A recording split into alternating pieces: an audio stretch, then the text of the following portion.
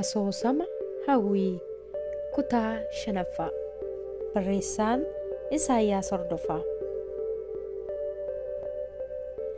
Garuu Waaqa jalaa dhokachuu kan danda'u hin jiru.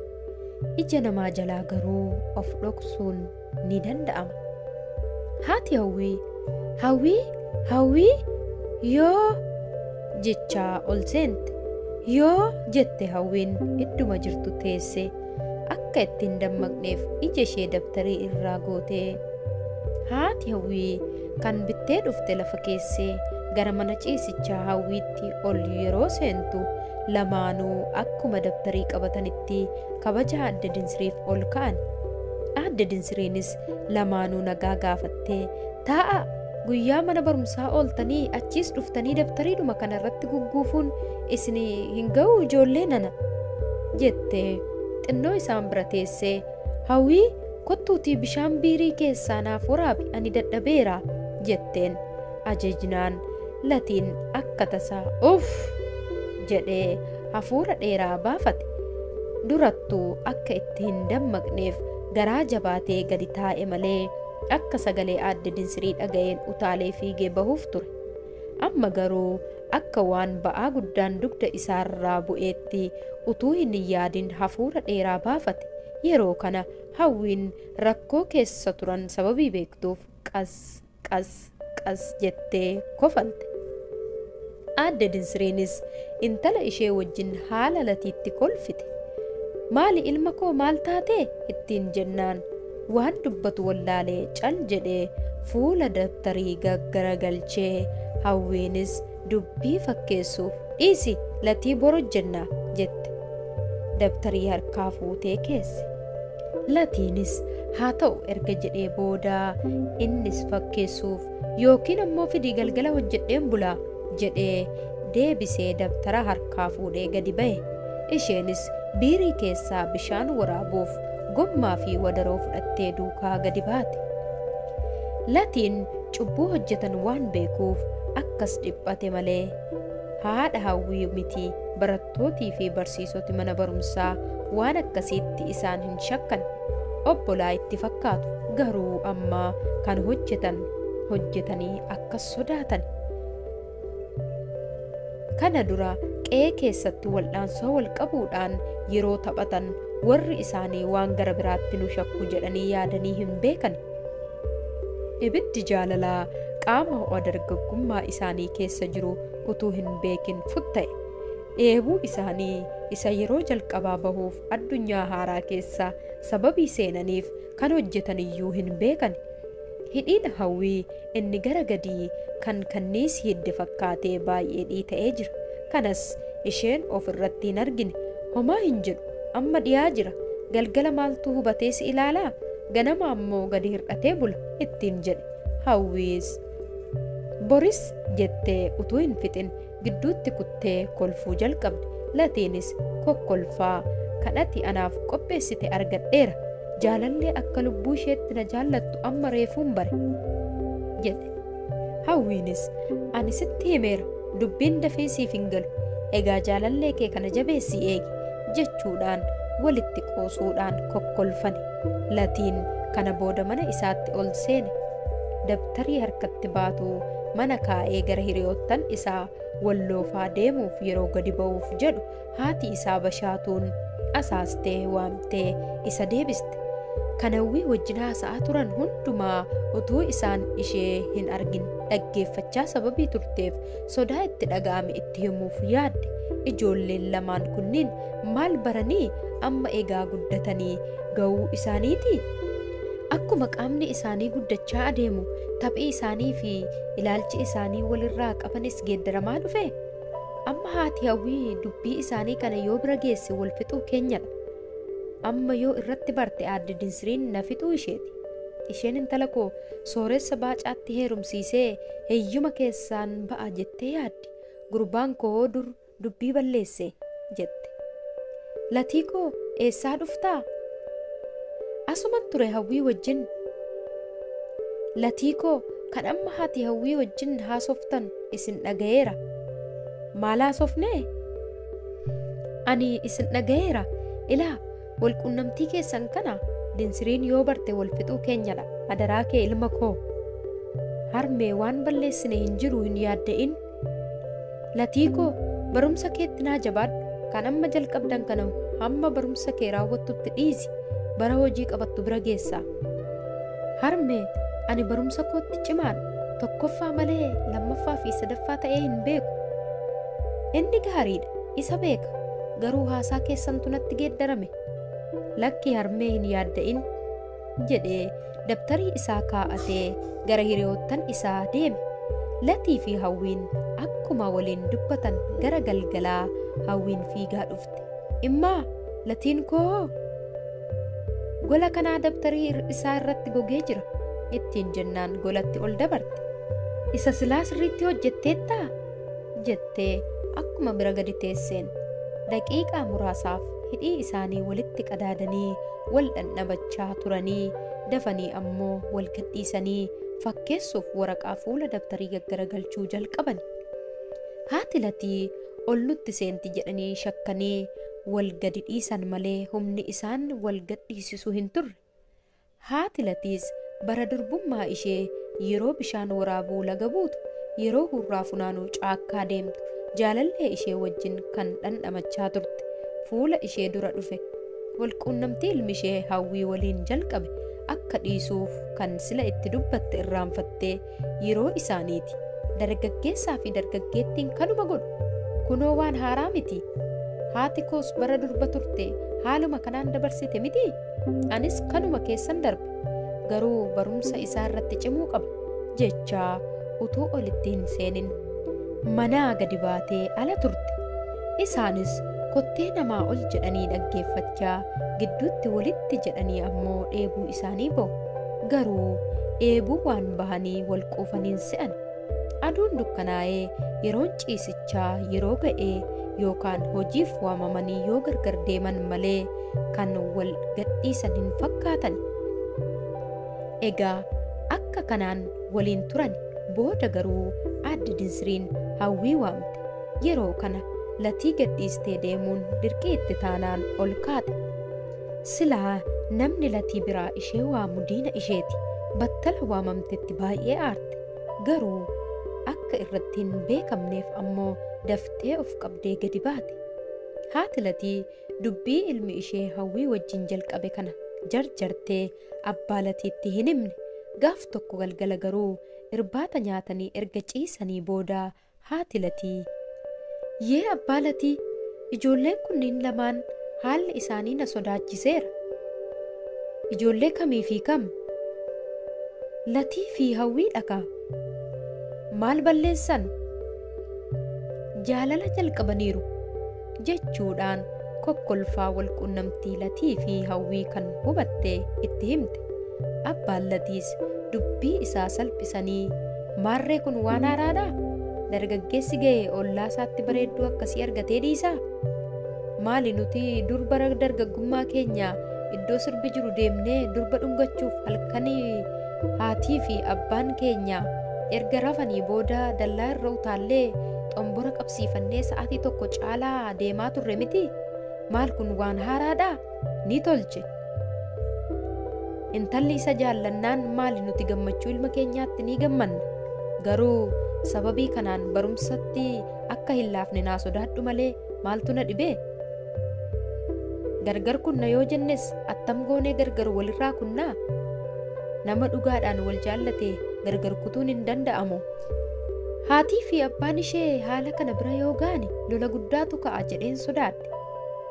Isa dhuguma jette. Intala kana fuudhuuf ilmi abbaa milkeessaa Taaddasaan jaarsa ergateera.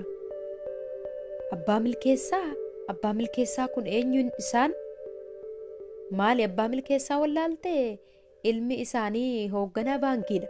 Ji'atti qarshii 950 nyaata jedhu.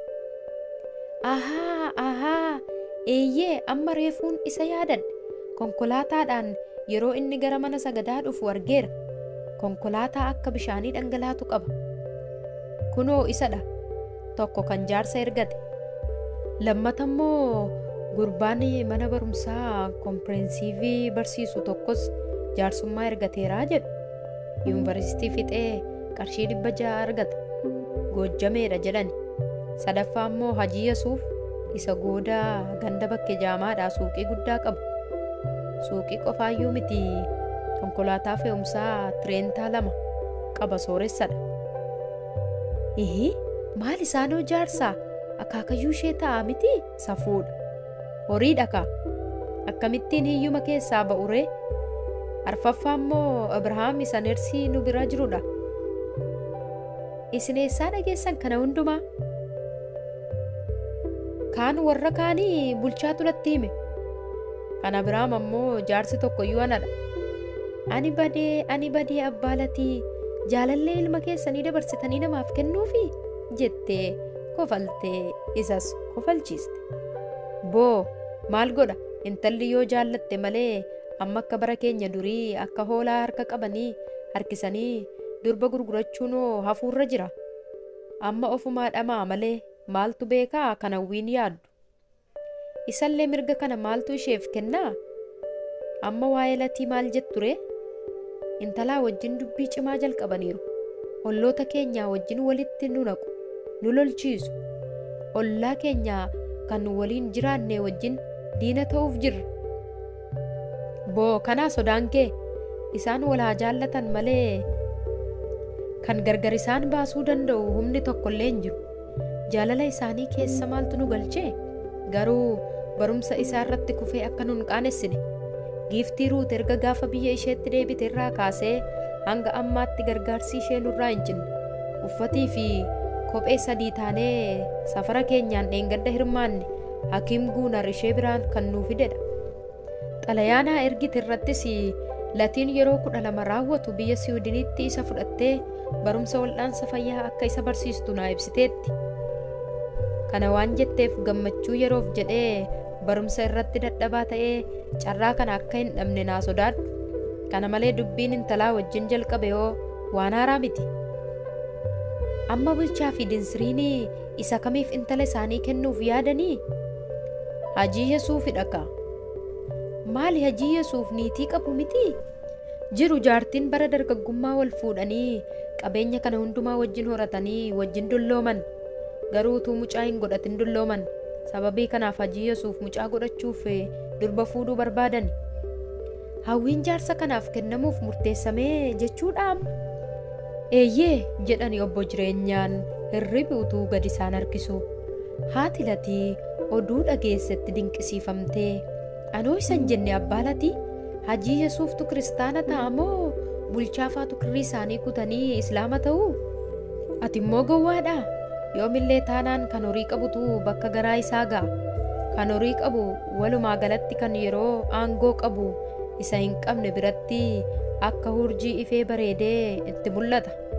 Namtichi addunyaa gaarii qabu fokkisaa yoo ta'ellee hiyyeessatti bareedaa, beekaa, jabaa ta'ee itti mul'ata. Hiyyeessatu horii argatee hiyyummaa keessaa ba'ee jireenya gaarii jiraachuuf jijjiirrata malee sooressa maaltu isa dhibee? Garuu namni qabeenya biyya lafaa hundaa dhuunfatee lubbuunsaa mootummaa waaqaa irratti kan gubattu yoo taate maal gatii qaba jedha wangeelli. Yoo intalli didde hoo? Isa egaa maaltu beekaa? Jechuudhaan gaaffii ishee gaaffiidhaan deebisan. Booda irratti haati latii mee ni rafna dubbiidhaan isin qabeen irriba isin dhurke jette. Obbo jireenyaanis kan waaqaatu caala. Yaa Waaq nagaan nu oolchitee nagaan nu bulchii hamaa nurraa qabii. Kan nuuf keesse situ beeka yaa gooftaa ati nun gatinii galata kee yaa Rabbii kan yoonaan nu geesse jedhanii gumgumaa Waaqa isaanii galateeffatanii rafani. Latiin garuu hirribni isa hin fudhanne ture. Oduu haatii fi abbaan isaa haasa'an sammuu isaa jeeqe. Kan isaan haasa'an hundumaa dhagayeera. Manni ciisicha isaanii tokkuma ta'ee siree latii fi siree haatii fi abbaan isaa irra rafan kan gargar baasu.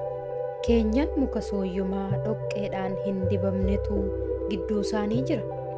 Kan dhaga'e hundi garaa isaa gube. Walumaa galatti dhagna isaa guutummaatti ibiddatu itti qabsiifame. Dafqi akka bishaanii irra lola'e. Hinaaffaa xiiqii fi sodaan sammuu isaa jeeqan. akka waan dhiphina isaarraa isa obbaafachiisu takka cinaacha isaa gara bitaan, takka cinaacha isaa gara mirgaan, takka ammoo dugdaan gaggaragaluudhaan baay'ee dhiphate. Jedhee hafuura dheeraa baafate. Battala kana haati isaa, "Latii koo, yee latii, maal gooftaa koo?" jette. Akka hirribi isa hin fudhatin jiru hubatte. Yeroo abbaa isaa wajjin dubbii sanaa hundumaa odeessan isa hin yaadanne. Hirribi kan isa fudhate seetee oduu san hundumaa haasa'uu ishee gaabbite. "Latii, yee, maal taate? Maal yaaddaa? Yaaddoo maaliitu si qabee akka hirriba si dhorkaa? Ijoolleen maal yaaddi? Barumsa malee? Maal taate? Waan uffattu moo? Waan nyaattu moo? Waan irra bultu moo? Maali rakkoon kee? Galata Rabbii haa ta'u, hanga har'aatti waan rakkanne hoo hin jiru. Calluma jettee barumsa kee fixachuuf hin tattaafattuu? Carraan jireenya kee gara fuula duraa gaariidha. Siif qofaaf utuu hin taane nuufillee abdii guddaa si irraa qabna. Lakki immaa homaa hin taane, ofumaa hirribni na dide malee. Rafi egaa, waa takka hin yaadda'in" jetteen. Isheenis achumaan hirribi ishee fudhate. Inni garuu akkuma kanaan utuu cinaacha bitaa fi mirgaatti gaggalagaluu lafti bari'e. Latiin isa yeroo kaan irra har'aa ganama hundumaa dura sireerraa ka'e. Bishaan biirii balbala isaanii jiru keessaa waraabuuf gadi ba'e. Hawwiinis akka nama ganamaan wal beellameetti bishaan waraabuuf gadi baate. Lamaanuu biirii bishaanii biratti wal argani. Latiin yeroo isheen balbala banattee gadi itti baatu akka na'uu ta'e. Hinaaffaan sodaa wajjin walitti makatee garaa fi sammuu isaa raasuu jalqabe. Oduun eda galgala dhagaye waan isa jeeqeef iji inni ammaa hawwii itti ilaale kan kaleessaarraa adda ture. Niitii Hajii Yusuuf mucaa akka deessuuf kan sooressatti gurguramuuf qopheeffamte. Hawwiin kan ormaati, kan latii miti. Yaadi jedhu sammuu isaa keessatti bilbile. Hawwiin garuu waa'ee kanaa waan beektu hin qabdu. Latii arguu isheetti baay'ee gammadde. Gommaa bishaan itti waraabdu lafaa buuftee kan galgala yaadaan dheebochaa bulte jaalallee ishee aammattee hidhii isaa dhungachuudhaan ibidda jaalalaa ishee gubaa bule xiqqoo qabbaneeffatte. Quufuudhaaf garuu yeroo dheeraa fi mijaawaa hin arganne. Dharraa isaanii yeroof itti obsan malee waliin quufanne. Namni nu arga jedhanii sodaachuudhaan wal dhungatu turan. Haati Latiis utuu fuulleetti gadi itti hin ba'in dhokattee haala isaanii kana ilaalaa turte. Utuu isaan hin rifaachiisin gocha isaanii kana dhaabsisuu yaadde. Haati hawwii raajii kana yoo argite dubbii guddaatu ka'a jettee sodaatte. Waan kana ta'eef jalqaba mana keessaa akkuma dhaabattetti quqqufaatee isaan dammaqsite. Yeroo kana hawwii fi Latiin sagalee dhaga'anii wal gadhiisanii bishaan waraabuu jalqaban. Aadde Bashaatuun kana booda gadi itti baate. Hawwii nagaa gaafattee hanga mucaan ishee bishaan baasutti hawwii bira dhaabbattee eegde. Latiin yeroo bishaan jalqabaa baasu qodaa fidattee dhuftetti galagalfattee buna itti danfisuuf fudhattee deebite.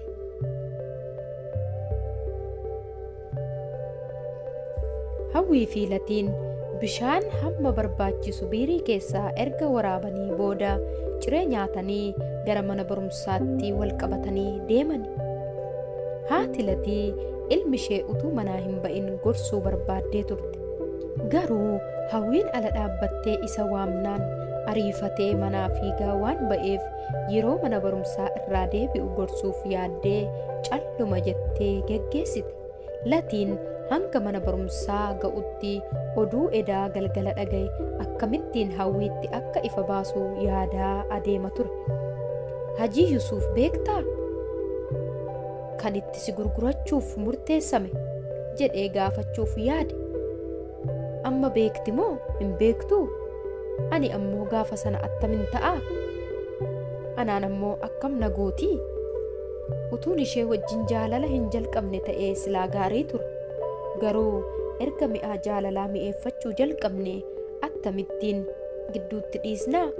Amma yoo dhageesse maal jetti laata? Dhuguma hawwiin horiif jettee na dhiistii? Hajii Yusuufitti hin heerumu jettee yoo murteessite murtiin ishee kun warra ishee biratti hammam fudhatama argataa? Kutaa 5ffaan itti fufa. Kutaa itti aanuun haga walitti deebinutti nagaatti turaa.